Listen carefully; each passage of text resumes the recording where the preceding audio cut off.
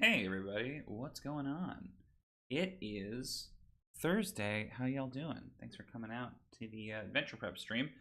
I know we don't normally do Adventure Prep streams on Thursdays, but I am so heinously behind on Monster of the Week this week that I had to basically punt my Tuesday stream to Thursday. Thankfully, we should be getting back on track in the near future. But for today, we'll be doing some adventure prep, so I hope that that's cool with y'all. It's going to be one of those streams where I basically spend the whole time reading, so we know how engaging and exciting that is. Yeah, I'm slowly but surely kind of getting back on the horse in November, hopefully able to kind of continue my productivity streak that I've been on lately. We'll see. So if you've not turned into these streams before, I am currently running a Wild Beyond the Witchlight campaign. Well, I shouldn't say a Wild Beyond the Witchlight campaign necessarily. I'm calling it Wild Green Yonder, and it is a sort of like reinterpretation of Wild Beyond the Witchlight. I often don't run published adventures. I actually really never run published adventures exactly as they're written. I usually end up sort of kit bashing and changing them a lot. So I'm running a heavily modified Storm King's Thunder, and I'm running a heavily modified Curse of Strahd, and I'm running a heavily modified Wild Beyond the Witchlight at the moment. A couple of other games, but those are the main ones. And so my players in my Feywild game are basically headed into the third and final Splinter realm of the Domain of Delight of Prismeer. and that is called Yawn. They just entered it last session, and eventually here, probably next session, but maybe the session after, they're going to end up confronting the kind of the Overlord, the third member of the Hourglass Coven, the like hags that control this splinter realm of Prismeer, Endelyn Moongrave. As with all the hags of the Feywild, Endelyn has her sort of headquarters in the she has like a fortress basically called Motherhorn that is part castle, part mountain peak, part like laboratory, part theater, right? And so they're going to be going there pretty soon, and I'm just going to read through and make some changes about things I know that are going to change. So before we do that, I'm going to write a couple of truths that are true about my version of the game, and then we will go from there. So the first thing that's true is that Endelyn Moongrave is destined to die beneath a solar eclipse. That's the first thing. This is in the adventure, but I kind of repurposed it. It's destined to die beneath the solar eclipse. To forestall this, she has stolen the moon and the sun from the sky, imprisoned them in mortal form, or let's see, and locked them in her dungeon. Okay, let's see. Endelyn's sister, Bavlorna Blightstraw, recently arrived, having been escorted by the characters in exchange for knowledge about the way home. The players are attempting to reach their home. I'm calling it the mortal realm, but it's the material plane. The mortal realm, and believe that the Fey beacons are the best way to do that.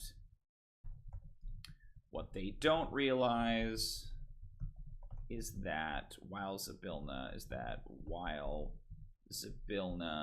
is imprisoned in the Palace of Heart's Desire,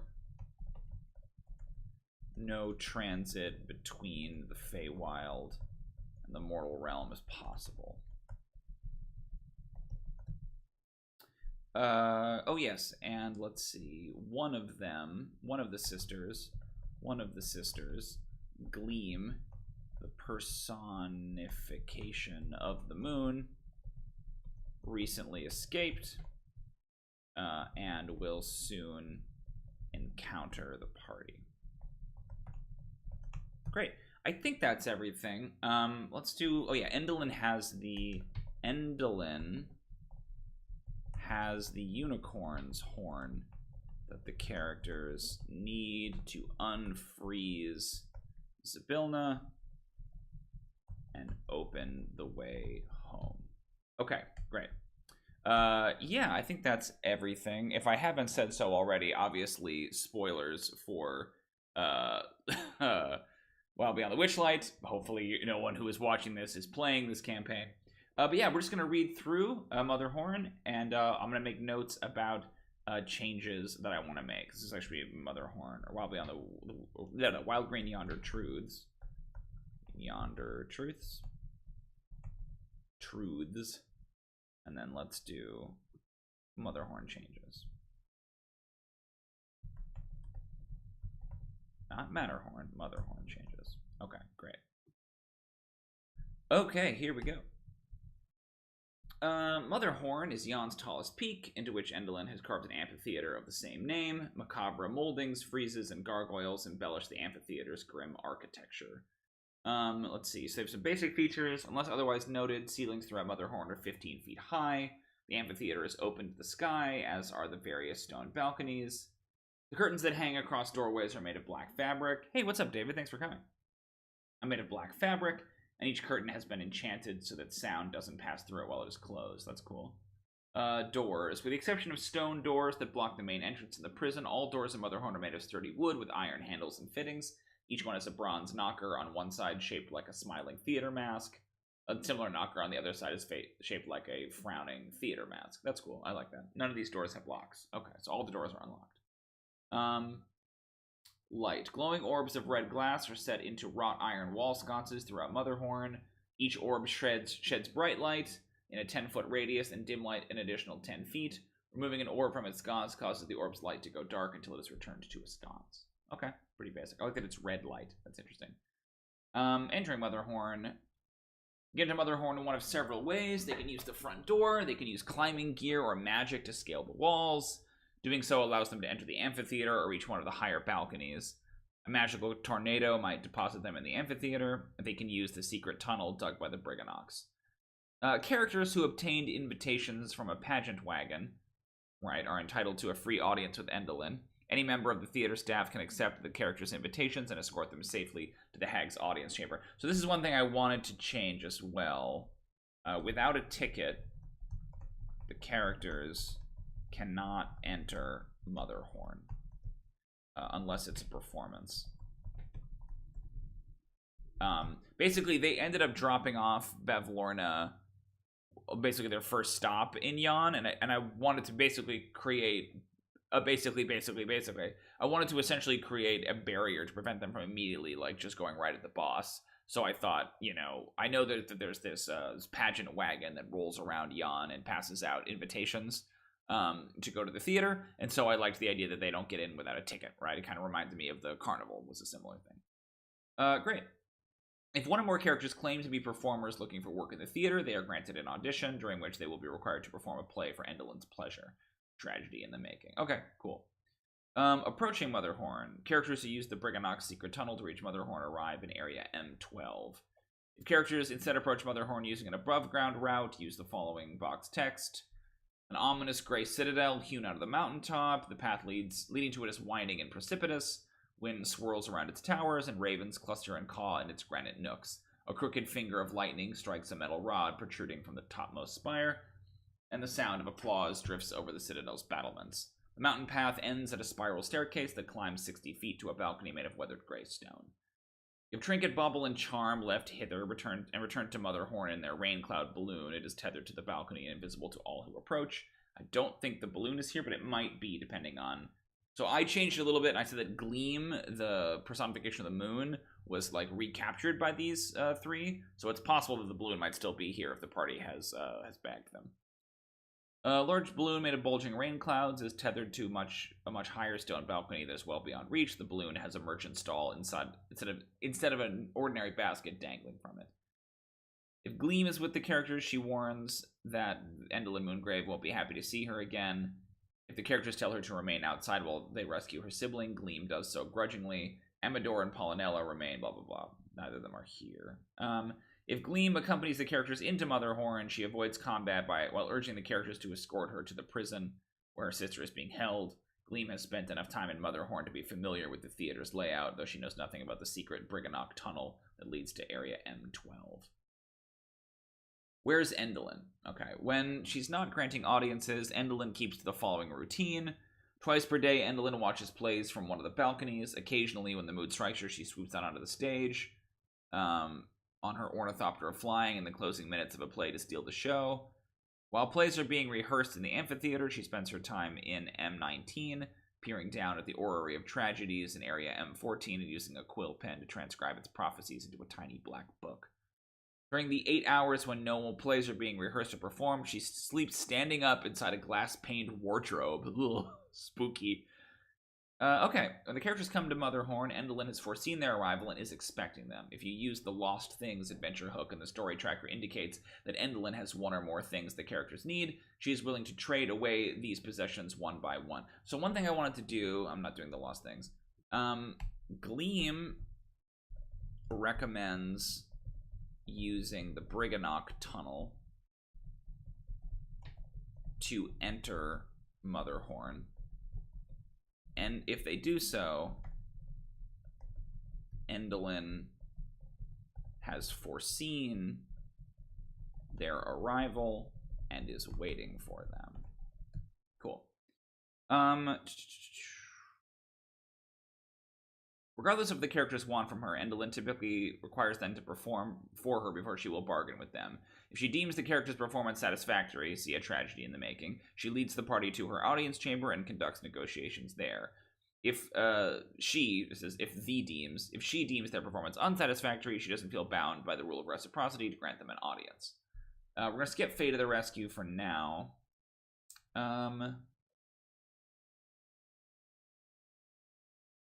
Okay. The characters decline to perform a play for Endelyn. She demands that they leave at once, ordering her Darklings to attack characters who refuse to do so. In the ensuing fracas, characters who are reduced to 0 hit points are knocked unconscious, stripped of their gear, and locked in the prison. M17 until Endelyn decides what to do with them. Stage Fright leads the way to the prison since his Fool's Scepter is needed to open the prison's front door. If Endelyn finds no other use for imprisoned characters, she turns them into masks using the arcane device in Area M8. Ooh, spooky. I love that. I want to know more about that device. That feels very Majora's Mask, right? Characters who come to Motherhorn bearing invitations from a pageant wagon can skip the performance and jump straight to the private audience. Assuming that the character's performance or presentation of their invitations puts Endelyn in a bargaining mood, she agrees to part with one creature or object in her possession, but only if the characters give her one of the following items in exchange. Shadow. If a character agrees to give up their shadow, she uses her scissors of shadow snipping to snip it off. Gloam the cat. Endelyn accuses her sister Bavlorna Blightstraw of stealing her cat, Gloam. Endelyn wants the characters to travel to Bavlorna's cottage in Downfall, find her cat, and return it to her. Endelyn doesn't know that Bavlorna killed and stuffed the cat, but she wants it back regardless of its condition. So there's something kind of fun about that, Gloam. I don't think I'd necessarily described it to the characters, but it's definitely the kind of thing they could have found if they went through a little bit of her cottage in Downfall, but not all of it. And Bavlorna is currently present, so Endelyn suspects that Gloam is dead, but wants proof. Bavlorna claims that the bullywugs likely destroyed the cottage, or that the cat was killed.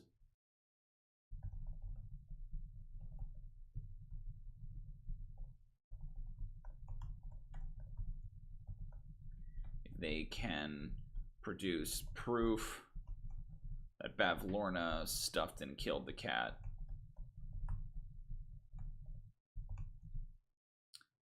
Endelyn will owe them a favor. And the unicorn horn. Endelyn claims that her sister Skabatha recently lost a unicorn horn, and Endelyn wants the characters to find the horn and bring it to her. Refer to the story tracker for the unicorn horn's location. Though any unicorn's horn will do, Endelyn mentions in passing that the unicorn whose horn was lost is still alive, although transformed into a rocking horse that Skabatha Nightshade uses as a flying mount. Now, they killed Skabatha Nightshade, and my version of Endelyn has the horn, but I don't hate the idea of Endelyn telling them to go look for it to kind of imply that it's not here, right? Endelyn claims that Skabatha has the horn, mentions Eladon's form as a rocking horse. Yeah, okay, cool. In truth, she has the horn.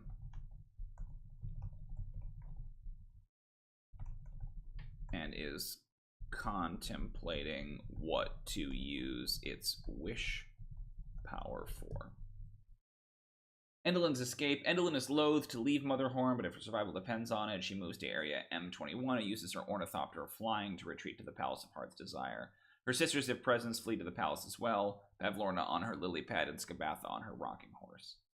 Now, Bavlorna doesn't have her lily pad at the moment, but she can maybe like ride on the back of the Ornithopter. This is a cool art.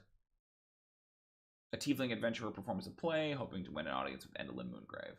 Cool. Okay. Motherhorn's amphitheaters, where tragic plays are performed daily for Endelyn Moongrave to enjoy. The characters might choose to perform on stage for one or more of the following reasons. In order to acquire something or someone in Endelyn's possession, the characters might need to perform a play to put the hag in a bargaining mood. So maybe it's tragedy in the making. in order to free Glimmer, I think is the name of the, or Glister, they may need to perform the play. The characters might intend to uphold the bargain made with Skabath the Nightshade. The characters might want to create a distraction, and performing a play is the best way to keep Endelyn and her minions preoccupied. While the play is going on, one or more characters might try to sneak off and explore other areas of Motherhorn on their own, splitting the party. If that occurs, resolve what happens to these wandering characters after the play has run its course. Preparing for the play. Characters who choose to perform a play are met by Motherhorn's Master of Ceremonies, Stage Fright, who is a goblin boss, chaotic neutral. Describe this meeting as follows. A goblin in a jester's costume taps his clownish scepter on the floor to get your attention and says, to impress the dame of unhappy endings, you will need to perform a tragedy. Something gruesome, depressing, and darkly humorous. I have just the play. A rolled-up script suddenly appears in his hand. Normally we would have several hours to prepare, but alas, time is of the essence. Since you don't have time to memorize all the lines, we'll need to improvise. Tossing the script over one shoulder, he says, worry not, I'll feed you lines from the wings if you get stuck.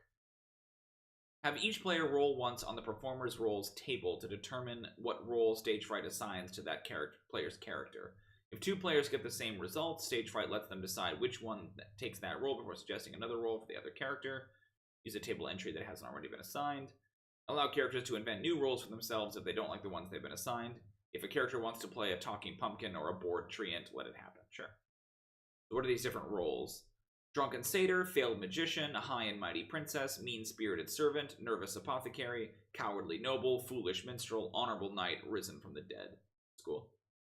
Once all the characters have roles, Stage Fright leads them to a prop storeroom and says, find whatever you can make use of in this mess. The characters are allowed 20 minutes to don costumes and select props appropriate for their assigned roles. When they're ready, Stage Fright leads them through the dressing room to the performer's quarters, whereupon he says the play begins in 10 minutes. The characters can spend that time doing whatever they want. When the 10 minutes are up, Stage Fright reappears and escorts the party to the stage. Endelyn Moongrave peers down at the stage from a 40-foot high stone balcony while a gloomy audience of darklings watches from the amphitheater seats, and masked goblins perch atop the stage rigging. See box text. Introduces the characters' troupe and their play, then ducks behind a curtain as additional role-playing notes for Stage Fright. Okay, so this is very fun. I'm a little concerned that my kids won't be super into it, but yeah, I think that's fine. Appendix E contains lines of dialogue for you to photocopy and cut out. Place the slips of paper in a paper bag or other opaque container. I'm not going to do that because we're going to be playing online. At the start of the play, each player draws a slip of paper from the container as Stage Fright hisses a line to that character from the wings. The rules of the play are as follows. The players must ad-lib a tragedy. What their characters say or do is up to them for the most part, but they must find a way to incorporate Stage Fright's lines into the play's dialogue. Each time a character delivers one of Stage Fright's lines, that character's player draws a new line from the bag. Characters can freely move about the stage, use props, enter and exit scenes as they wish, but every character who has a role must contribute to the performance. If one of the play's characters dies or meets some other tragic end, that character's player no longer draws lines of dialogue. A character who exits the story in this fashion can leave the stage, but is expected to return and take a final bow once the play is concluded. Antics performed by offstage characters, including but not limited to the exploration of other areas of Motherhorn, should be resolved after the play concludes.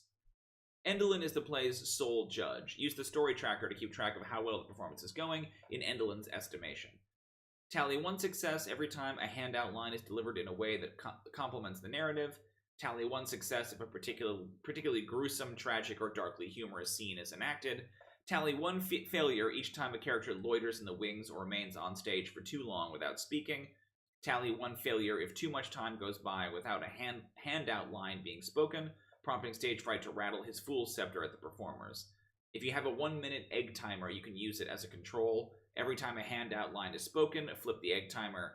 If the timer runs out, too much time has gone by, warranting 1 failure. So, okay, let me finish this verdict thing, and then I want to see how I want to actually process this. Because it's a very cool idea, but I'm a little concerned about my younger players and their willingness to go along with this. When all the handout lines have been delivered, or when the play's characters have met tragic ends, Stage Fright signals the characters to wrap it up and take their bows. He then joins them on stage to await Endelyn's verdict. Success. If the characters earned more successes than failures, Endelyn is pleased to strike bargains with them. In addition, she invites them to stay in the theater as long as they like and make themselves at home. Those who accept are assigned quarters in Area M6.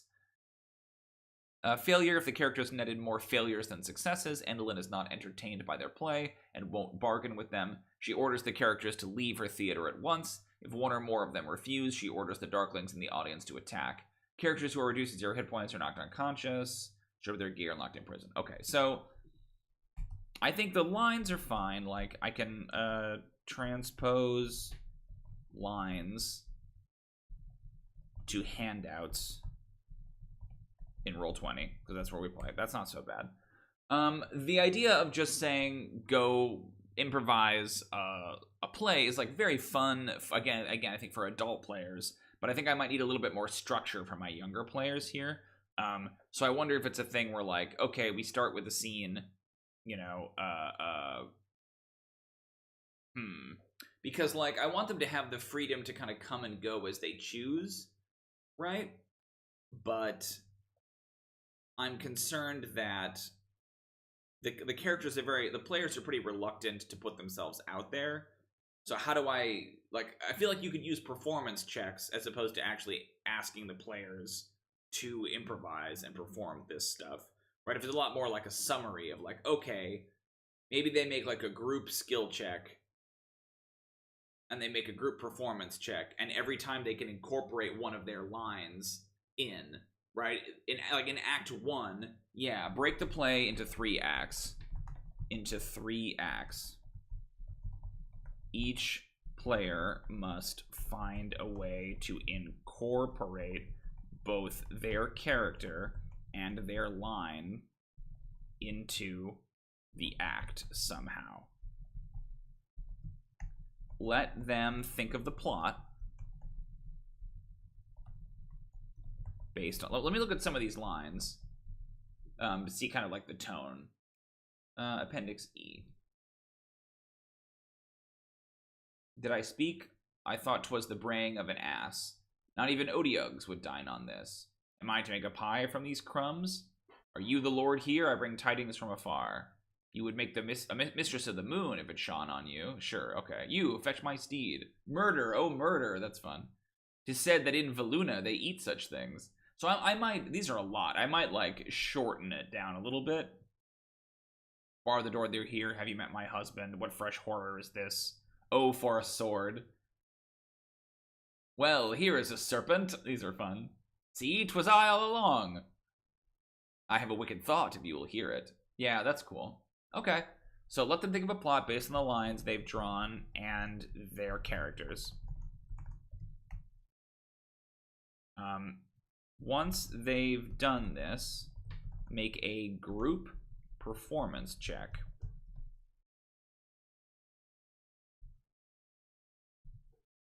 On a success, if they accumulate, if they get 2 or more successes, they pass. If they incorporate, or any character that incorporates their own, any character that incorporates their own line gets advantage on the check. If they get 2 or more successes, they pass. If they get 1 or fewer successes, they fail. Yeah, I think that works. Because then they can still come up with the plot and stuff like that, right? And like any improvising they want to do, they can do. But I would worry about just saying like, cool, go out there and tell me the whole play. If it's like, you have these 3, and then each act each character gets a new line, right? So then there's like a total of 12 lines. So maybe I have like 20 options, right? And we just like roll for them. I think that makes sense. Okay, cool. And I like the idea of them being randomized. Okay. So here we go. Let us keep going from there. So I think that works just fine. Cool. So let's look at Motherhorn. All right, here's the map. So we've got the stage level, which I think is where you enter. We've got the understage. That looks like where the prison is, maybe. And then we've got tower level 1 and tower level 2. I know tower level 1 seems to have the prison in it. Okay. think that's the prison. Maybe I'm wrong. And tower level 2. Or looks like that's the orrery is here. Okay. So let's see. We're starting with M1, which is, I believe, the like staircase that leads up to the balcony. Main entrance. Recessed into the inner wall of the balcony is a 12-foot high stone double door with fancy scroll work along its edges, but no visible handles, hinges, or seams. If anyone touches the door, read. The surface of the door assumes the likeness of a skull-faced hag. The moon twin is not welcome here, it says in a raspy voice. All others may step forward and pass through the black curtain at the end of the entrance hall. So, okay, M1 then. We're going to change this because in this version, she wants them back. She wants both of them. M1, main entrance. The face, the knocker, asks for a ticket, but if the moon twin... But if Gleam is with them, she's invited inside.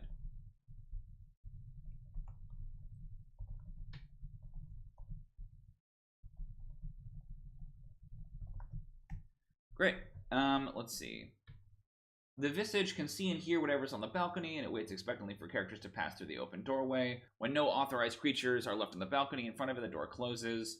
Creatures that want to leave Motherhorn by this route need only touch the inside of the double door, which causes it to swing open. It remains open for 10 seconds. Oops. There we go. Door can't be opened otherwise, not by using magic, thieves' tools, or brute force. If Gleam tries to enter without using a convincing disguise, an invisible force pushes her back onto the balcony. A sufficient conventional disguise works as well. Maybe it's like Gleam or Glister cannot leave without a convincing disguise. Okay. Entrance hall. The discordant music that fills the hallway beyond the stone door is magical. At the north end of the corridor hangs a thick black curtain. No sound passes through this curtain while it is closed. Okay. Amphitheater. An open-air amphitheater is carved from the slope of the mountaintop. Short, cloaked figures sit on tiered stone benches facing the stage. Enclosing the stage are 10-foot-high stone walls, above which you can see the stormy sky. A team of masked goblins is preparing the stage for a play, while costumed actors huddle in the wings and recite lines. Lighting is provided by an intricate overhead contraption upon which several more masked goblins are perched. Excuse me. The sounds of chains clanging and gears turning can be heard coming from somewhere under the mountaintop. Okay, pretty straightforward. Plays and rehearsals take place here during the 16 hours of every day when Endelyn is awake. A play is usually rehearsed for 6 hours and then performed for 2 hours. The first time the characters arrive here, a rehearsal is underway. Roll on the Motherhorn Tragedies table to determine which play is being rehearsed. That's very fun. Okay. Tragedy at twilight. A bright light appears in the evening sky during a royal wedding. The light grows bigger and causes lively discussion between the revelers. It turns out to be a comet that crashes into the wedding, killing everyone. That's very fun. It's got like Don't Look Up kind of vibes. Lament of a suckling boar. A young boar with silvered tusks vows to slay the werewolf who murdered his parents. He carries his parents' remains. A string of sausages around in a basket. Very cute. Only fools knock twice. In this dark comedy, 3 sailors shipwrecked in the ocean cling to a coffin. The Lich King's Revel. A Lich King cannot decide which of his 3 living sons should rule his kingdom, so he throws a party during which his sons are grafted into a single flesh golem. Very fun.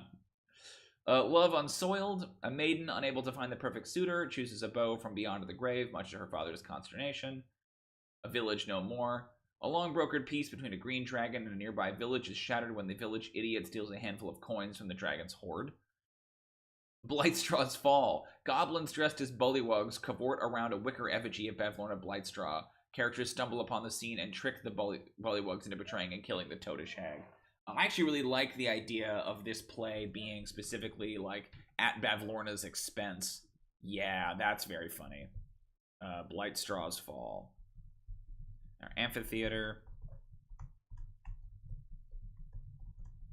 Because then you get that great, because like they sort of help Bavlorna escape. So then you get that great thing of like goblins or like actors portraying the characters.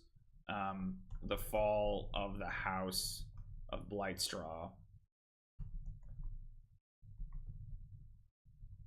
including caricature versions of themselves Yeah. Okay, cool.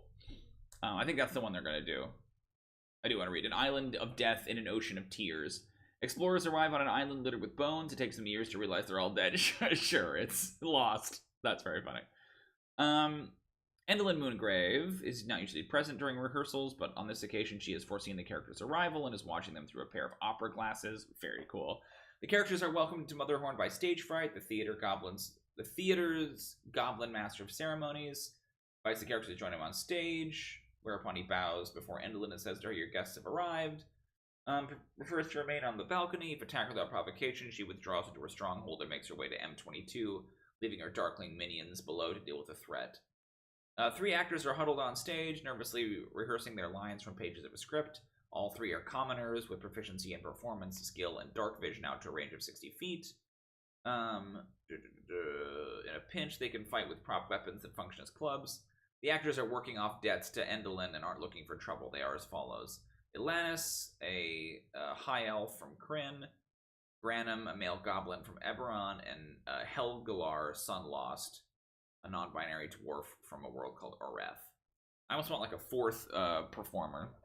The 3 actors on stage. 4 actors on stage. Add 1 performer.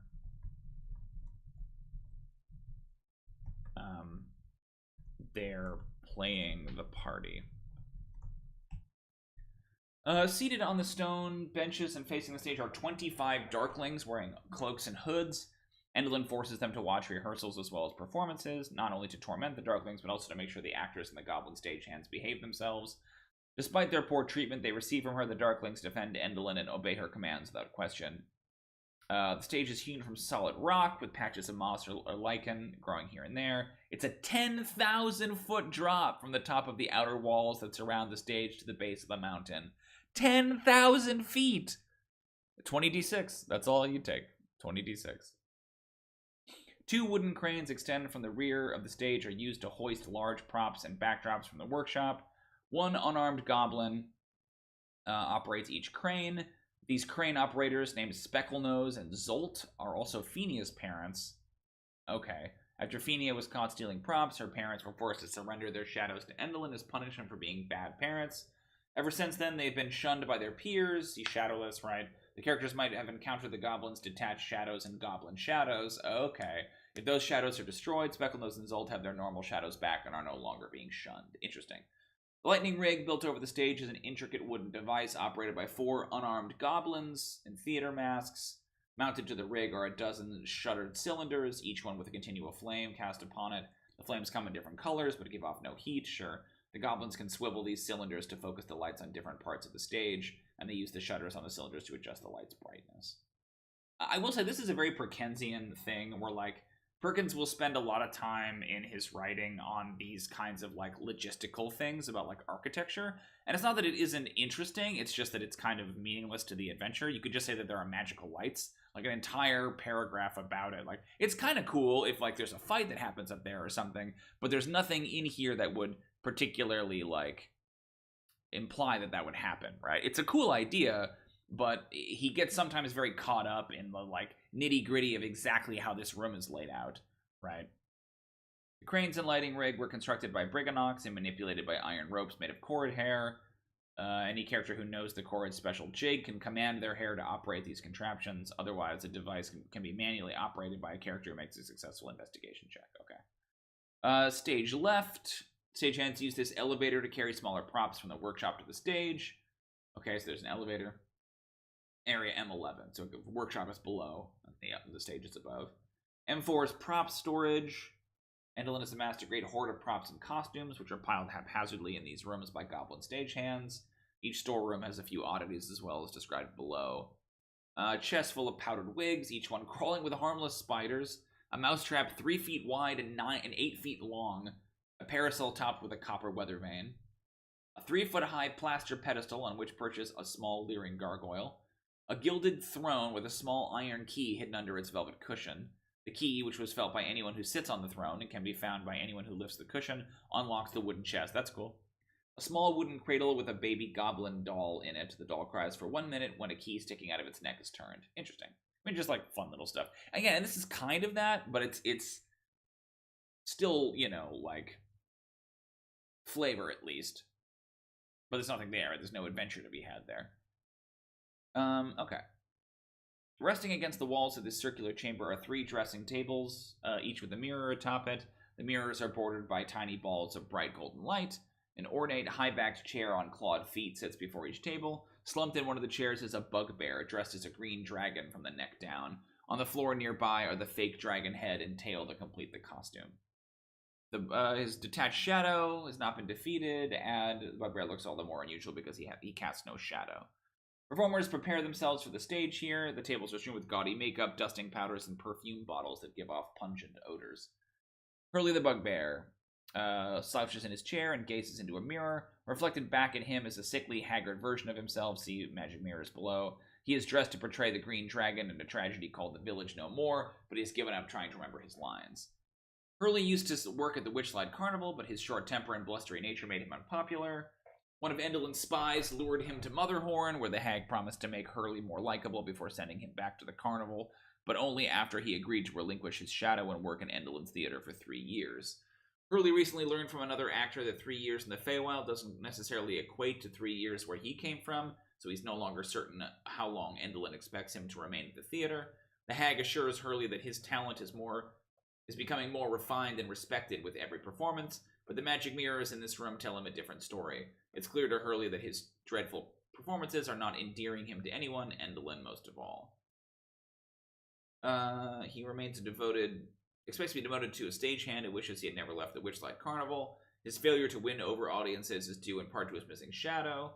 If Hurley regains his shadow, his performances will garner him a better reception, though he doesn't know that yet.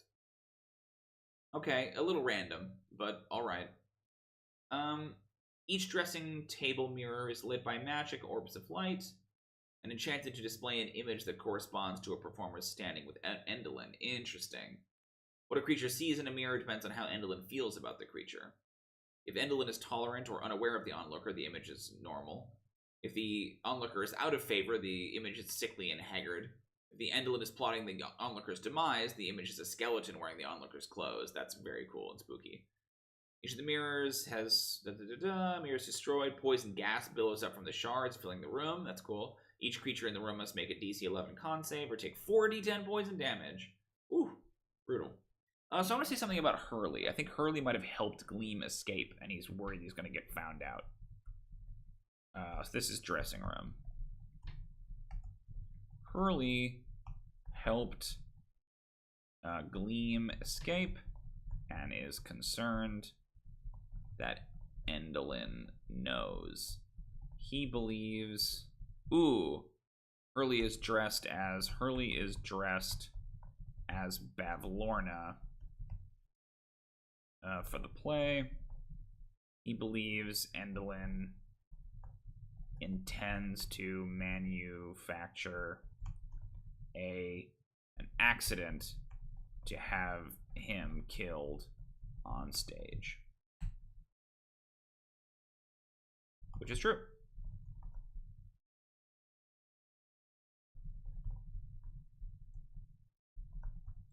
Okay, let's keep moving. M6, Performers' Quarters. The walls of this gloomy chamber are lined with black veiled compartments that contain makeshift beds. Furniture is sparse, a few wooden tables and chairs, a box of junk in one corner, and flickering lanterns resting here and there. 5 performers occupy the room. 2 of them pace nervously while the others weep. The actors here perform their roles reluctantly and are eager to leave, but cannot do so yet. Each either has an unfulfilled bargain with the hag or has displeased her somehow and is working to win back her favor. All the 5 performers are unarmed commoners, and the non-human ones have dark vision out to 60 feet. They are as follows. Olemic the Excellent sobs in his bunk. Demanda, Mist Riddle, sure, a female forest gnome, buries her face in a cushion on the floor to hide her tears. Puff River Noggin Lemonseed cries while studying script pages. They're all crying. They're getting wrinkled from his tears. Elegy, a female tiefling, paces while talking to a tiefling skull, and Clee Westerly from Tal'Dorei paces angrily while muttering his lines. All 5 actors urge the characters to leave Motherhorn before the hag when they refer to as creeping Lynn or bitter end, snares them in her traps. Given a chance, one or more of the actors will also share the following information. Even if she hates you, it's possible to win her favor by telling a gruesome or depressing story on the stage. That's what we're trying to do. Storms provide the lightning that bitter end needs to power her contraptions. Without them, the show can't go on. The hag's greatest contraption is the orrery of tragedies that allows her to glimpse many possible futures. Time and again, she has foreseen her own demise and taken measures to delay it for as long as possible. It's a little weird that, like, there's nothing about, like, what these individuals did, you know? Like, if they ask, like, what did you do? I don't have any stories for any of them. They all made deals with her, right? But there's no indication of what kinds of deals those would be. The box in the corner contains the belongings of actors who perished in Motherhorn. Among the junk can be found the following things: a fully charged wand of web, some other treasure. Okay, who cares? Oracular library. This magnificent hall is filled with stone bookshelves housing a library of leather-bound tomes.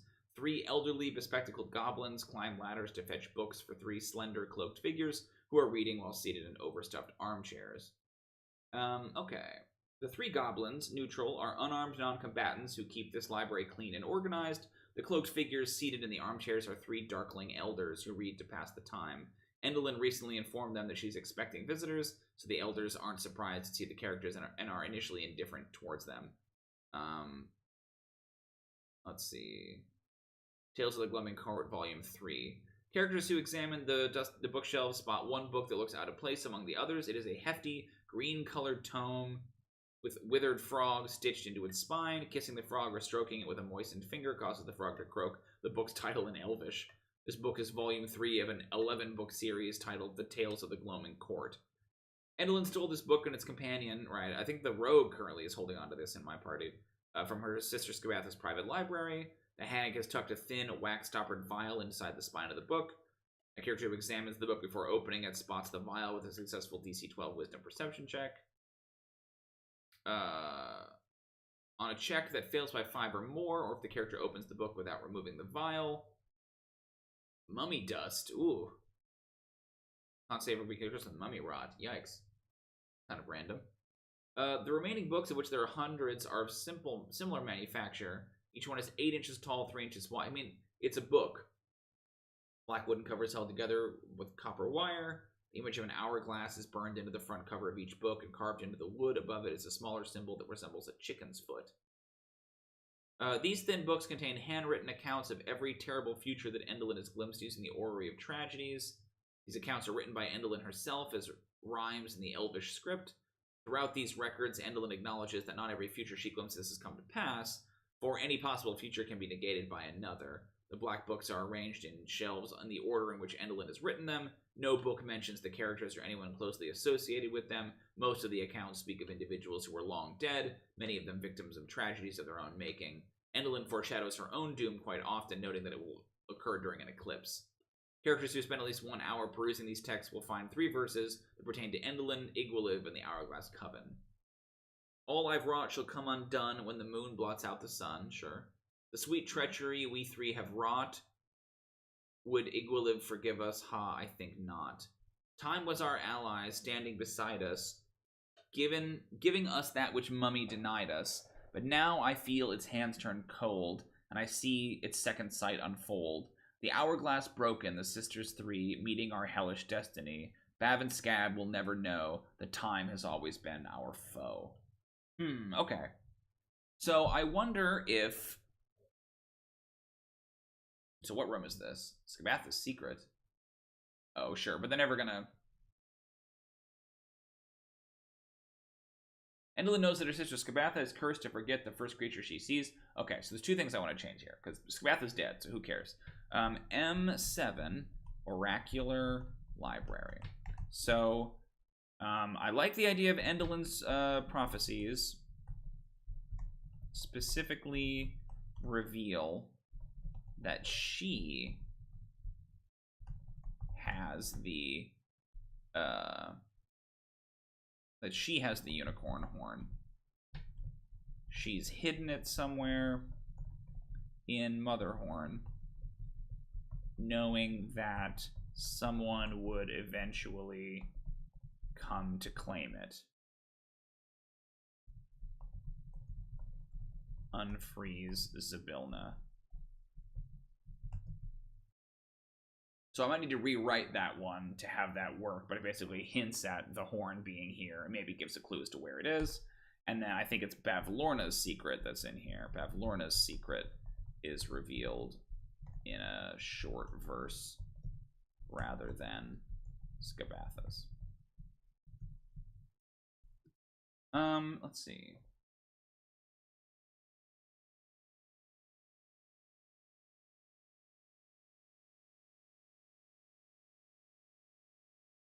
In the Elvish script, it reads, every morn when Scabatha rises, the one first seen by her waking eyes is swiftly forgotten like some fleeting swain and shan't be remembered till she sleeps again. Okay.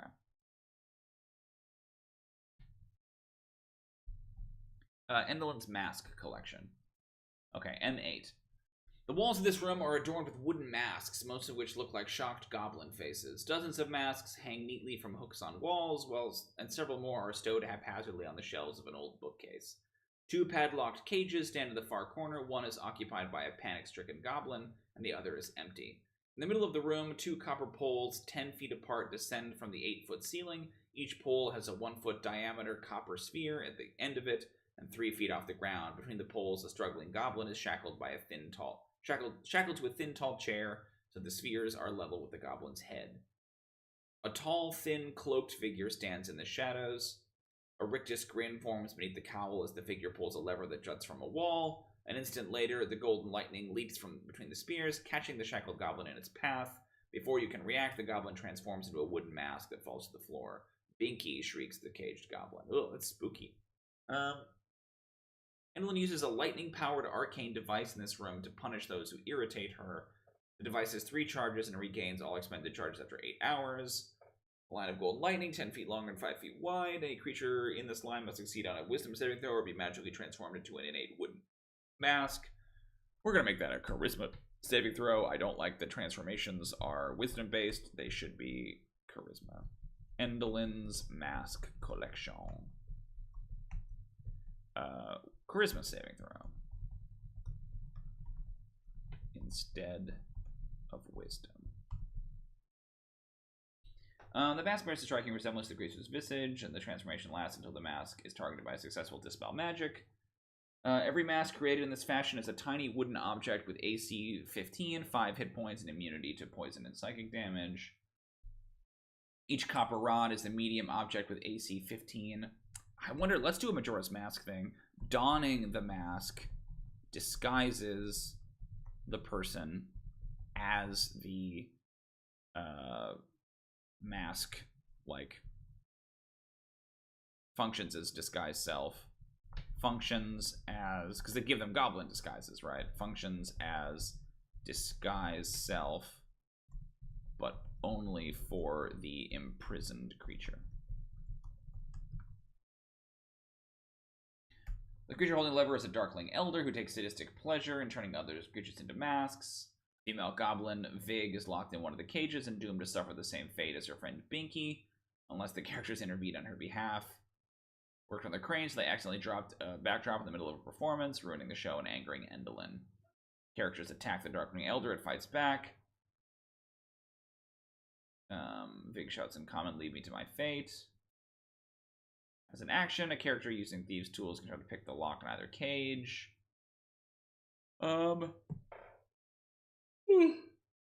Excuse me. Vig knows her way around Motherhorn. She wants to please the hag for some reason. A pair of magic scissors that she uses to snip off other creatures' shadows. These detached shadows congregate in the Shadow Theater. Ugh. Enter the prison when he's the Fool's Scepter that belongs to Endelyn's Master of Ceremonies. A special guest, a hateful woman named Charme, who claims to get her magic from a pact she made with Baba Yaga. Charme has powerful friends and belongs to a group called the League of Something or Other, I see. She doesn't like goblins and mistreats them every chance she gets. Yeah, I got rid of the League of Malevolence, so we'll have to see what we do there. M9, backdrop hallway. This shadowy hallway is blocked by a wooden backdrop 10 feet from the entrance. The backdrop is painted to look like a library bookshelf. Three backdrops spaced 10 feet apart block this hall. The second one is painted to look like a raging sea, and the third one looks like a moonlit graveyard. When a creature moves within 5 feet of a backdrop, it swings back against the wall, revealing more of the corridor. The backdrops remain locked in these positions for 1 minute before swinging back to block the hallway again. That's kind of cool. Beyond the third backdrop, directly in front of the doorway to area M10 is a hidden pit. The lid of the pit is easily mistaken for a dusty flagstone and opens when a weight of 50 pounds or more is placed upon it. Any creature standing on the lid when it opens must succeed on a DC 12 dexterity saving throw, 20 feet deep, filled with grave dirt. Ugh. Lands prone in the dirt but takes no damage. Leaning against one wall of the pit is a tombstone prop made of wood painted to look like stone. It engraves with the name of the first creature that has just fallen in the pit. Funny. Yeah, that's fun. I like that. Kind of silly, but I like it. Shadow Theater. Rows of tiered seating fills the back of this theater. Motes of dust float and dance above the ancient upholstery. The seats face a stone stage flanked by wooden silhouettes of fir trees, lit from beyond and above by a white moonlight sphere. Oh, sure, it's a shadow theater. Duh. Suspended above the stage is the trapeze. 11 shadows occupy the theater. These shadows are fey, not undead, and they were created by Endelyn using her scissors of shadow snipping. If Gleam's detached shadow wasn't destroyed in Chapter 1, it is one of the 11 shadows here, all of which are invisible while they remain hidden in the normal shadows being cast by the wooden silhouettes. One of the shadows, larger than the others, once belonged to Hurley the Bugbear. If the characters disturb the wooden silhouettes enough to make their shadows change positions, the detached shadows are revealed and begin prancing around silently like mimes. If Gleam's shadow is among them, it leaps onto the trapeze and swings from it. The shadows act as Endelyn's spies and attack only if they feel threatened. Shadows that are reduced to 0 hit points are destroyed and retract to their original owners as normal shadows. Reattach their original owners as shadows. A creature whose strength is reduced to 0 does not die but falls unconscious. Creature regains consciousness. Moon Sphere. This dangling 3-foot diameter sphere of white glass sheds bright light out to a range of 20 feet or dim light. Casting Dispel Magic on the sphere automatically causes its light to go out. Opera glasses resting on one seat. Okay.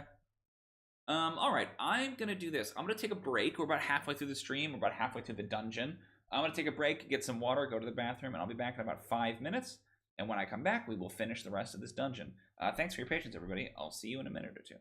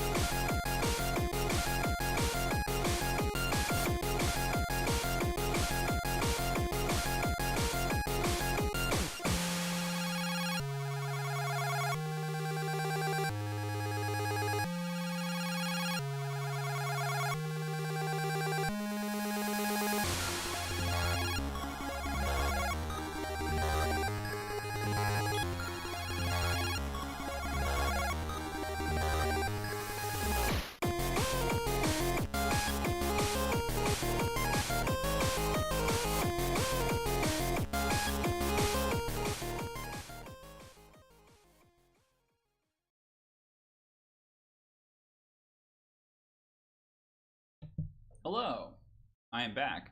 And what's more than that, I have peanuts.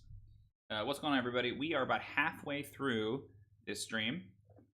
Maybe less than that. I think there might only be like 17 rooms. We're on room 11. So let's keep going. We're working our way through Motherhorn. I apologize if you hear me crunching and chewing a little bit. I just got to have a snack. I am hungry. All right, M11 is Stage Workshop. This workshop is accessible by areas M2 by the staircase and area M3 by the elevator. That's right. Curtain area M2 is drawn. A pair of sliding wooden doors opens to reveal the undercarriages of the cranes and hang down below the amphitheater.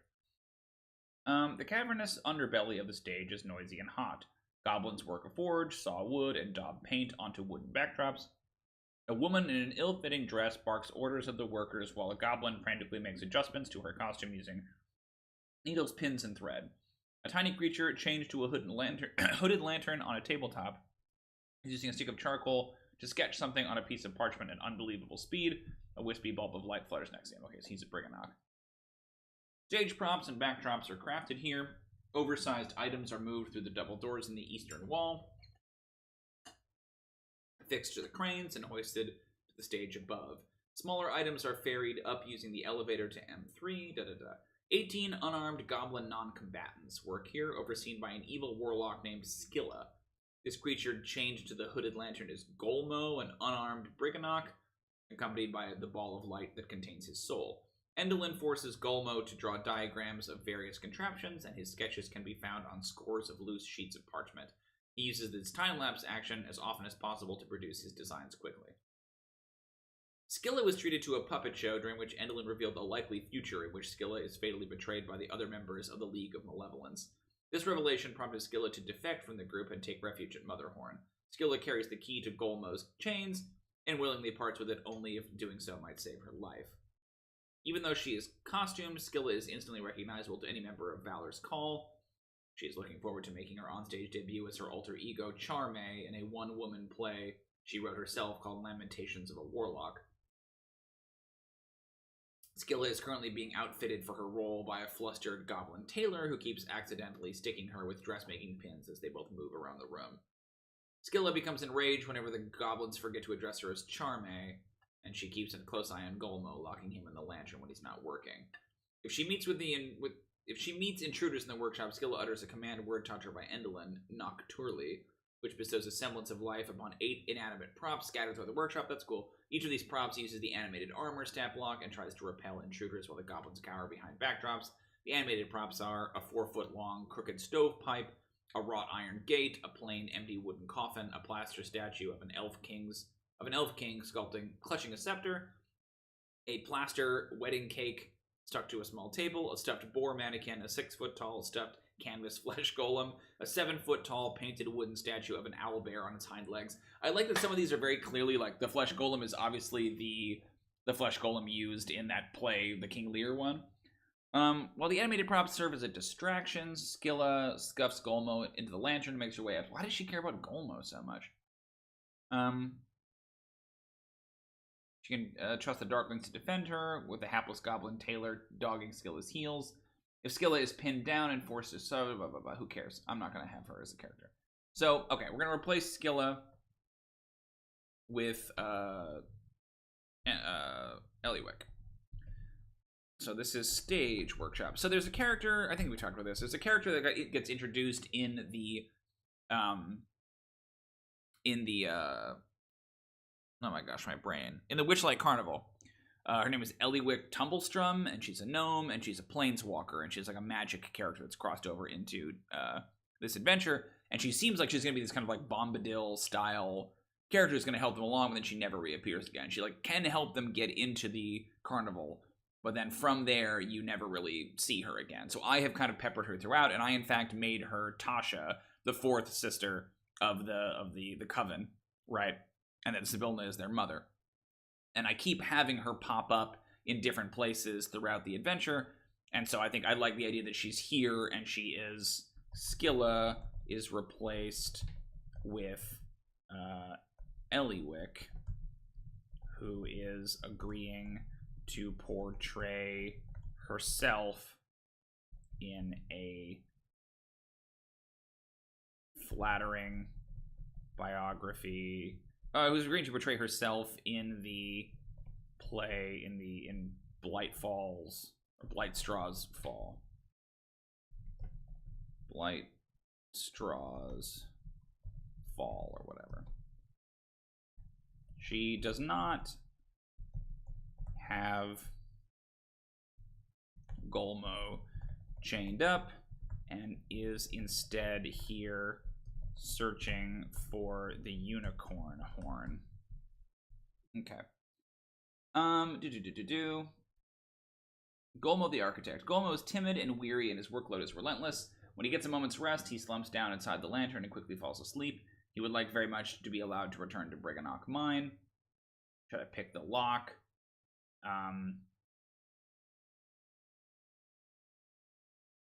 Well, Golmo might be imprisoned. She does not have the key.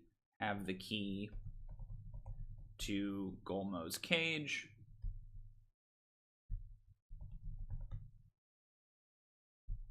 Okay. I don't think it's in Skill's possession. I don't think she has it. Okay. M12, parts storage. The secret tunnel from Briganock Mine leads here. If the characters enter Motherhorn this way, read the tunnel ends at a wall of loose-fitting stones. Red light shines through the cracks, and you hear the sounds of shouting and hammering coming from somewhere beyond the wall. Stones blocking the end of the tunnel can easily be moved to create a 3-foot opening. If the characters peer into this room, either from the workshop or the Briganock tunnel, read crates of props are stacked in this chamber alongside wooden backdrops draped in cobwebs. An 8-foot diameter circular wooden disc painted to look like a smiling moon leans against one wall. From a cluttered corner, a raspy voice says, "Psst, over here." Glancing in that direction, you see a wooden marionette carved and painted to look like a human skeleton. It appears to be tangled in its own strings. I seem to have gotten myself in a wee fix. The wooden marionette is Break-a-Leg. Use the living doll stats. Ugh, don't care for that. It lies in a heap, its strings in disarray, and its limbs jumbled. Until its strings are untangled and its limbs properly oriented, Break-a-Leg is restrained and can't use its grabby hands action or take reactions. A creature who spends 1 minute trying to untangle the strings and make a dexterity sleight of hand check, freeing the marionette on a successful check. If freed, Break-a-Leg springs to his feet and shakes each character by the finger.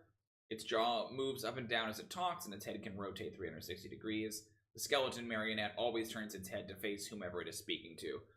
Break-a-Leg was Endelyn's first experiment with living puppetry. A flaw in its creation process kept it from having the sadistic streak the hag wanted, so she discarded it. It knows Motherhorn's layout and the nature of its inhabitants, though not their exact whereabouts. It doesn't like Endelyn and willingly shares the following secrets. Terrified of eclipses. Wrote a secret about her sister, Lorna, on a piece of invisible parchment she keeps in the oracular library. If lightning rods atop Motherhorn are destroyed or stolen, she can't operate her arcane contraptions. Break-a-Leg wants to escape Motherhorn, and the characters enter through Briganock Mine. The marionette strikes off that way on its own, otherwise it asks the characters to let it tag along with them. A wooden disc is painted to look like the moon, weighs 50 pounds. It has a small iron ring screwed into its top so that it can be hung from a hook above the stage. If Glister hides behind the moon while wearing her sun mask, the two images create a symbolic eclipse that can help seal Endelyn's fate. Yeah, that's fine. Worker cells. Let's see. 2 unarmed non-combatants occupy the cells. Okay, 6-inch cells strung with hammocks line both sides of the corridor. Loud snoring. There's 2 goblins, Wart and Kiz. Her food to Kiz, she gratefully accepts and tells them the 3 secrets by way of compensation. She found a key and hid it under a seat cushion on a throne. Yep. Goblins who anger Creeping Lynn are turned into wooden masks. There's a belfry in one of Motherhorn's turrets, but Creeping Lynn boarded it up. That's cool. Huh. M14, the Orrery of Tragedies. This cylindrical chamber houses a whirring contraption bolted to a revolving metal disc that serves as its base. Metal spheres and sickles are attached to the long ends of metal arms that sweep back and forth, clicking loudly and rhythmically like the hands of a giant metronome. The apparatus is inlaid with characters from strange alphabets, and smoky wisps in the shapes of these letters rise from the contraption as it revolves. The whole device hums and crackles with lightning. Rising from the middle of the mechanism is an 80-foot tall copper pole made of 8 10-foot-long lightning rods attached end to end. It extends upward past a ring-shaped gallery that forms the chamber's upper level through a hole in the 50-foot-high domed ceiling. 3 goblins wearing overalls and tinted goggles use brooms to sweep the floor, seemingly untroubled by the noise. She's not watching plays or asleep in her room. She's on the balcony that hangs 20 feet above this chamber, where she can be seen by characters who look up. She is positioned in front of the door to Area M22. If the other hags were forced to flee to their lairs hither and thither, Bavlorna Blightstraw and Skabatha Nightshade are on the side of the viewing gallery opposite where Endelyn sits, trying to make sense of their sister's wicked contraption. Yeah, I'm okay with that.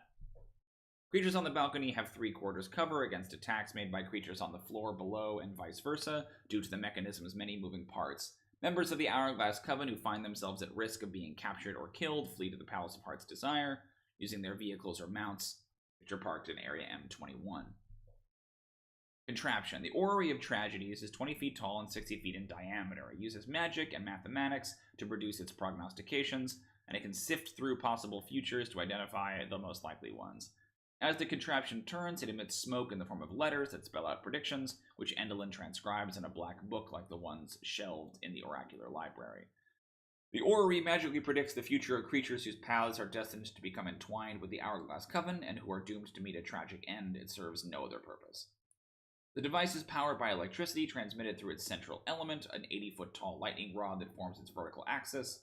A creature that touches any part of the lightning rod enters the contraption's space for the first time on a turn, or starts its turn in the contraption's space, must make a DC 15 dexterity saving throw, taking 44 8d10 lightning damage on a failed save, or half as much damage on a successful one.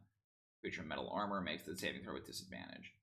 The Orrery of Tragedies isn't one object, but dozens of smaller objects joined together. To destroy the whole thing, at least 8 of its components, not including the lightning rod, must be reduced to 0 hit points. Each component, blah, blah, blah, blah.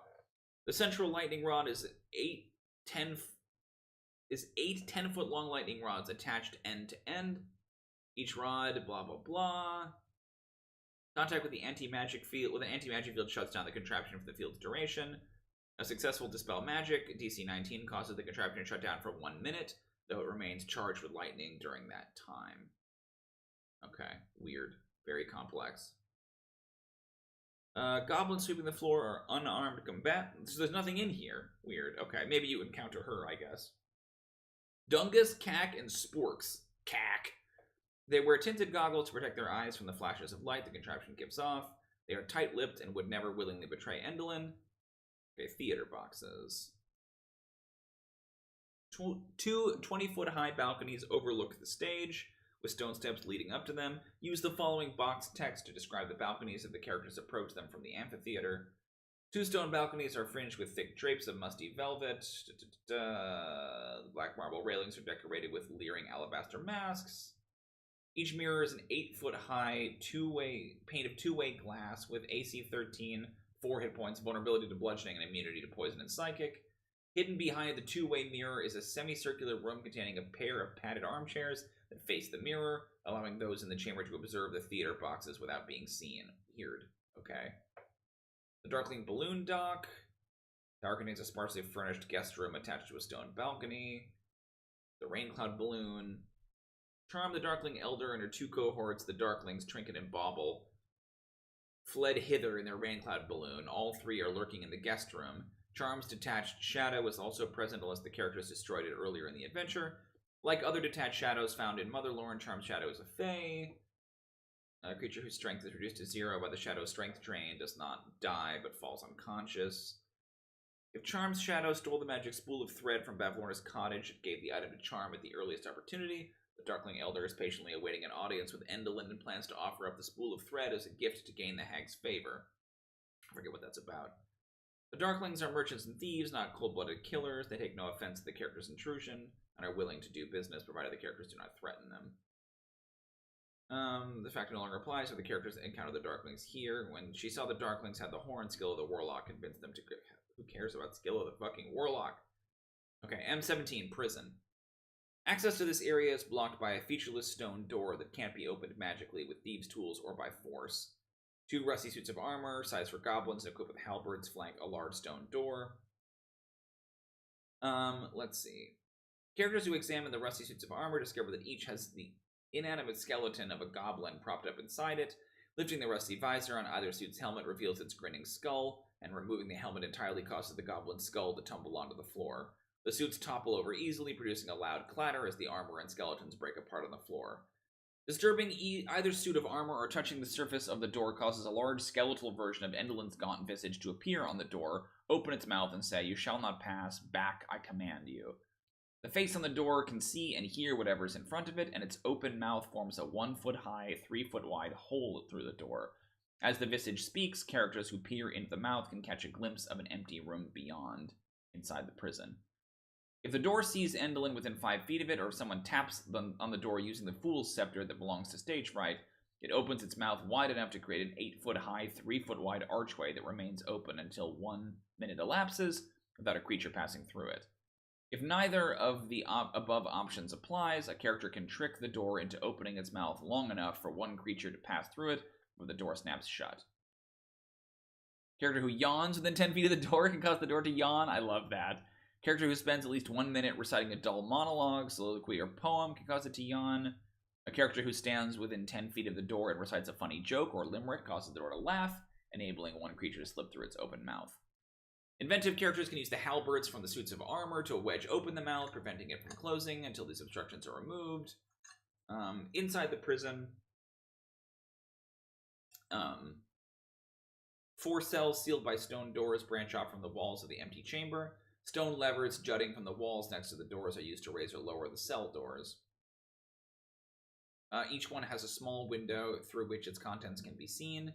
Unless the characters have been detained here, 3 of the cells are open and unoccupied. The 4th cell is closed and holds Gleam's twin Glister. Glister is comfortable, if not happy, in her cell. Endelyn has urged Glister for the sake of her twin sibling to be a good, quiet house guest. If Gleam is with the characters, she and Glister are reunited. The twins try not to get separated again. Their goal is to reach the Fey beacons and use them to get back home to the Witchlight Carnival, with or without the characters' help. Glister knows the following useful information, which she shares with her rescuers. I would say that maybe... Let's see. Ooh, okay. Endelyn can be destroyed for good, but only during an eclipse. I say we create one. There is a moon prop in storage. If I were to stand behind it while wearing my sun mask, the moon would eclipse the sun. Were this configuration to occur in Endelyn's presence, she would know her doom is at hand. Okay. Yeah, I don't hate that. So, obviously, we talked about this before, but Glister... what is this? This is the prison? Glister is the personification of the sun. She cannot speak, but does emit light the same way her sister does. Once freed, if one stands behind the other, it creates a symbolic eclipse, and Endelyn can be defeated that way. Okay. Tales from the Glowing Court, Volume 8. Hefty green colored tome. Stole this book from her sister Scabatha's private library. Lent the book to Glister without Endelyn's knowledge when the elf complained she was bored. Doesn't take the book with her when she leaves. She finds the intrigues of the Glowing Court quite dull. Why is that there then? Who cares? Ugh. Glister cell contains the following items of value. Blah, blah, blah, blah. Audience chamber. This chamber is unoccupied until Endelyn Moongrave has need of it. The hag uses the room for private meetings with visitors, particularly those... Oh, hold on. Sometimes I jump over the box text. The walls of the chamber are jet black with gold-painted scroll work where the walls meet the ceiling and each other. Ornate, high-backed armchairs face a raised dais. An alcove at the back of the dais is half hidden by a black curtain. Let's see. A detect magic spell cast on the alcove reveals an aura of conjuration magic emanating from it. While standing in the alcove, Endelyn can use a bonus action to speak a command word, Imprec, and teleport to her wardrobe in area M22, along with anything she is wearing or carrying, provided the wardrobe's main compartment is empty and the wardrobe hasn't been destroyed. Endelyn's Auguries. The Orrery of Tragedies allows Endelyn to foresee the arrival of visitors and glimpse their fates, which she communicates to them through grim performance she calls her Auguries.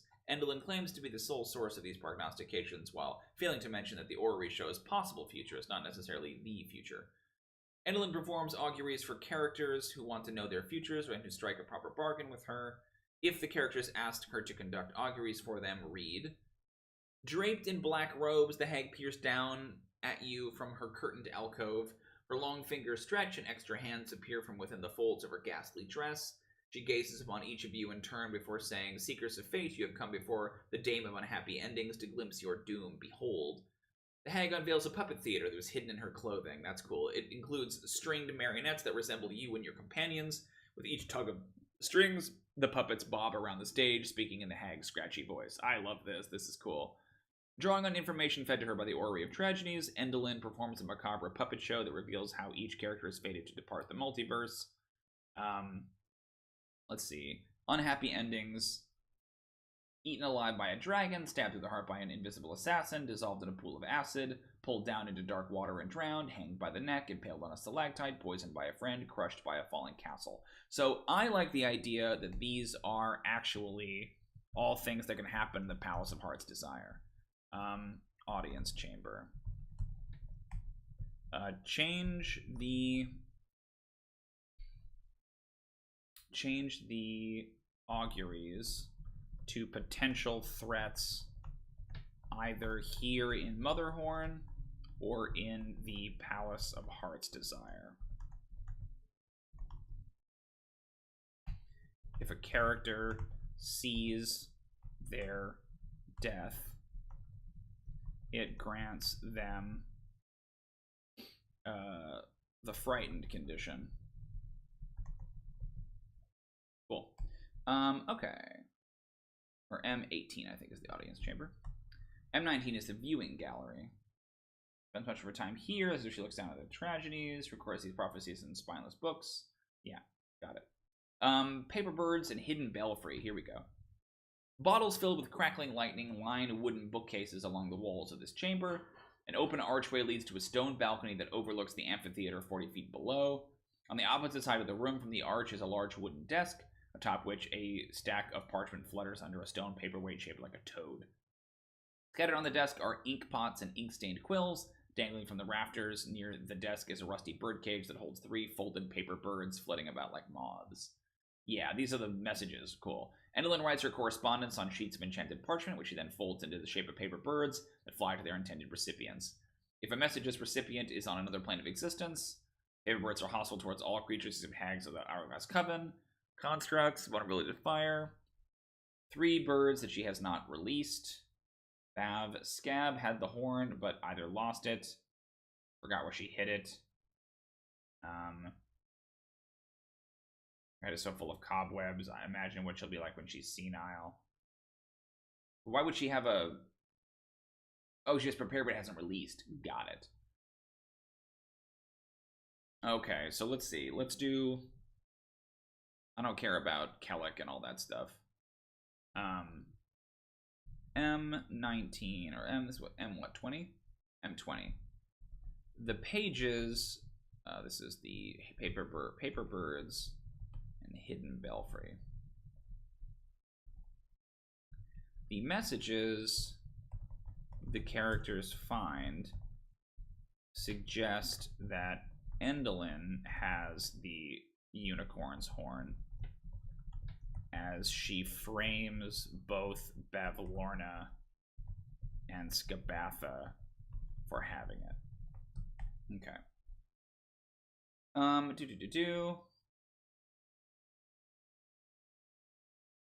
Bottle lightning. The hag drinks a bottle of lightning before sitting at her desk to write, granting her flashes of inspiration. The shelves hold 30 bottles of lightning. Any character other than Endelyn who tries to drink the lightning takes 7 2d6 lightning damage. You can hurl it, that's fun.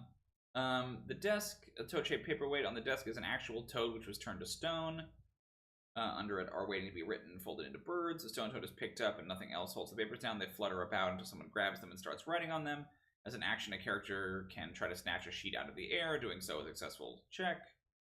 Paper bird requires 1 minute. The room's 10-foot high ceiling is made of loose wooden boards laid across rafters. Above these boards, hidden in the top of the turret, is a belfry. Characters can reach the boards by stacking furniture found in the turret and climbing to the top of the stack. Once they do that, the boards can be lifted away or pushed aside with ease. The belfry contains a 50-pound silver bell attached to a 25-foot-long rope that hangs down to the floor once the false ceiling is no longer an obstacle. A verse engraved on the bell in Elvish reads, "Toll the bell within the spire to journey to your heart's desire." Ringing the bell summons a flock of giant cranes, one for each character or the NPC in the party, from the direction of the Palace of Heart's Desire. These birds appear on the horizon immediately and take 20 minutes to reach the tower, where they alight on the balcony. Each bird waits patiently for a rider to climb onto its back. The giant cranes deliver the characters safely to the Palace of Heart's Desire, refusing to alter their course or fly away afterward. The bird's plumage is soft and comforting, and each passenger gains the benefit of a long rest at the end of the journey. Yeah, sure, for the dragonflies. If the characters make use of the giant crane, skip ahead to leaving Yon section at the end of the chapter. If the characters don't leave right away, the birds take flight back to the palace. Ringing the bell summons them again. If Endelyn's sisters were forced to flee to Motherhorn, this is the ornithopter pad. Here is where they park their flying mounts. Bavlorna's lily pad and Skabatha's rocking horse.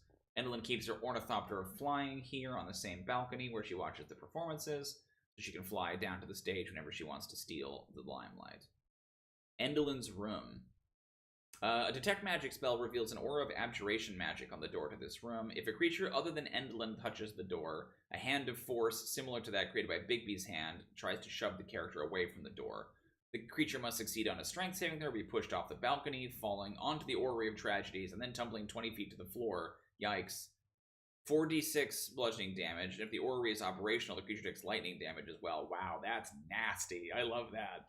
The magic trap on the door can be dispelled. Character who examines the door succeeds on a DC 15 intelligence investigation check. A faint glyph can be defaced using the point of a dagger. The magic is negated. Okay, cool.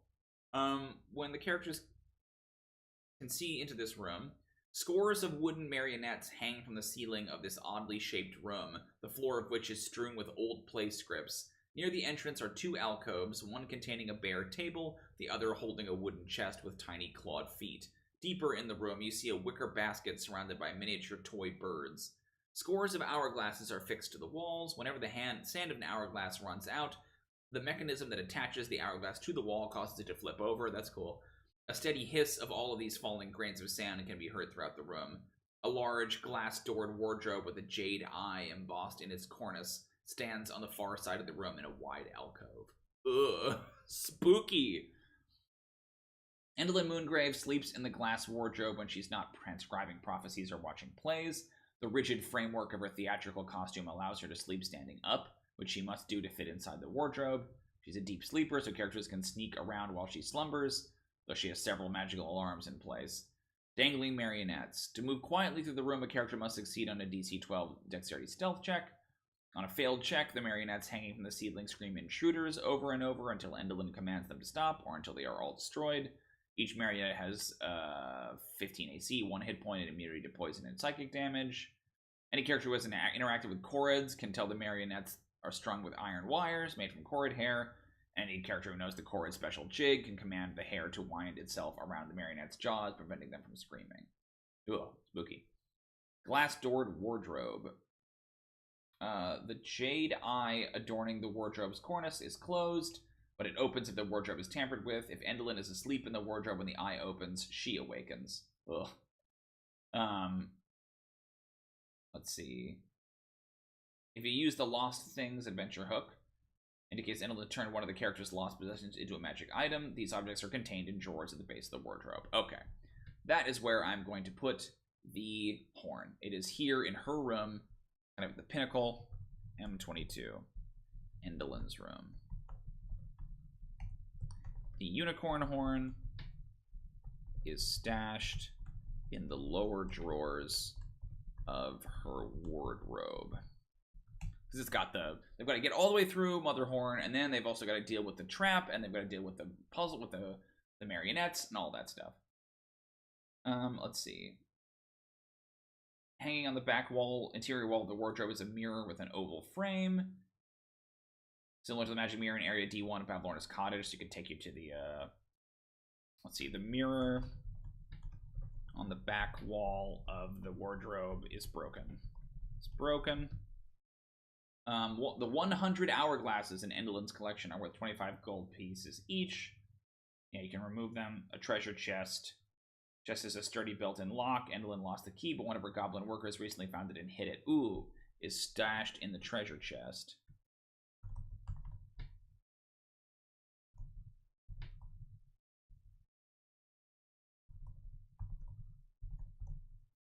Okay. Wicker basket belonged to Endelyn's missing cat Gloom. Harmless cat toys. Wine of the clockwork birds. Placed on the floor. Walks counterclockwise in a 5-foot. I like this stuff. Okay. Look at how much space in this adventure is devoted to this. Harmless cat toys, 3 tiny stuffed birds from Bavlorna, and 3 tiny wind-up clockwork birds from Skabatha are strewn around the basket. Okay, fine. A creature can use an action to wind the key on one of the clockwork birds, causing it to chirp and shuffle its feet. If placed on the floor, the wound-up bird walks counterclockwise in a 5-foot diameter circle, completing 1 circle every 10 seconds. After walking for 30 seconds, the bird stops moving and chirping until it is wound up again. And that's it. Like, I just don't, like, can you not just say that they're little wind-up birds? Like, if you want that, fine. There's no real reason to include this at all, beyond the fact that it's, like, a little bit of set dressing. There's no adventure you could do there. It's not like doing the birds interacts with this other thing or whatever. It's just this whole paragraph, maybe 100 words for this, right? Like, and there's nothing you can do there. It doesn't, you can't, Gloam can't interact with it. Gloam is dead. So, like, we have a basket full of wicker toys. Sorry, a wicker basket full of clockwork toys for a cat who is already dead. And there is no other suggested interaction with these toys. Like, you're just supposed to, like, they're cool, it's good flavor, but you don't, like, by having all of this, it implies to me that there is some narrative purpose that these things are here. And there just isn't. It's just kind of random, right? Like, you could have stopped it at harmless cat toys are in here if you really need this detail for some reason, which you don't, but if you really need it. Great, but I think that is plenty. Again, this is the thing, is that there's so many things in these published adventures that you just can't use or interact with. That you have to kind of just, like, pick through the things that do actually work. I think that is plenty for today's stream. I am pleased with all of that stuff. I feel like it's basically the same. I have a couple little things splashed in. Bavlorna is there, and we have, I moved where the horn is, and we removed some other characters, but I think for the most part, that is essentially Motherhorn as it is presented. I still have to, like, load it into Roll20 and do all of that, but I think for the most part, that's pretty good. Which means that we are at the end of our stream today. Thank you for watching, everyone, if you're watching this on VOD. I'll be back, hopefully, on Tuesday with another Adventure Prep stream, but we should be back to doing monster workshops on Thursday, so stay tuned for that. I believe it will be the Hellhound, because we have a very special guest episode coming up soon. But until then, if you like this content, please consider checking me out elsewhere on the internet. You can subscribe to the channel, click the bell to get notified, but you can also then find me on Twitter and on Patreon and on Discord, especially now that things on Twitter are so crazy. But until then, thank you so much for watching. Let me get my OBS open here. And until then, thank you for watching, and as always, happy adventuring. Thanks, everybody.